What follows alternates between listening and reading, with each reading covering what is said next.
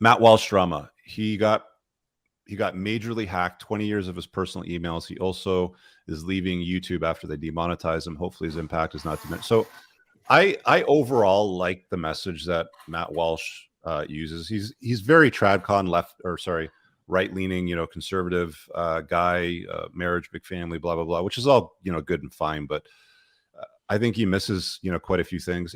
His documentary "What Is a Woman" on Daily Wire is actually quite good. I'd recommend watching it if you can find it, or just subscribe to Daily Wire to watch that, because I think it's a well-documented perspective of what's happening in the modern world. So this is what happens when you stand up against the woke mob, right?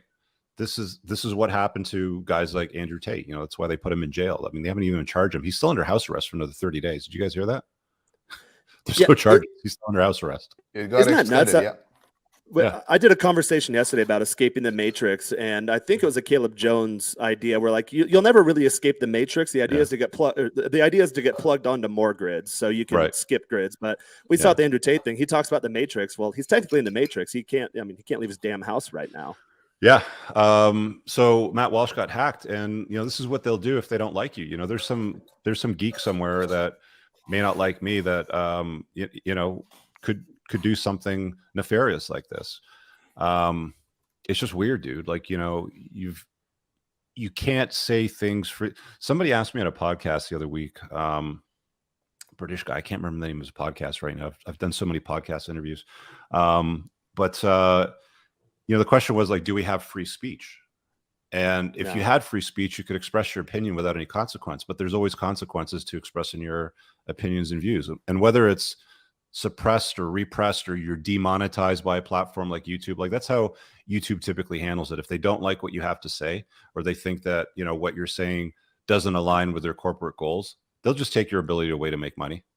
We were talking about that in the pre-show for my stuff. I just went to Rumble 3 days ago. I get twice as many views on Rumble as I do YouTube, and I've been at YouTube for a year and a half. Yeah, so that's what they'll do. And fortunately, if you're big enough, you'll find a way to survive it. Andrew Tate will be fine, Matt Walsh will be fine. There's always fans for stuff like that, but that's how they respond, in a childish fashion. The old saying goes, and I quote it in my book a few times, if you have a problem with the facts, the problem isn't with the facts. And I think that guys like Matt Walsh, generally speaking, speak the facts, right?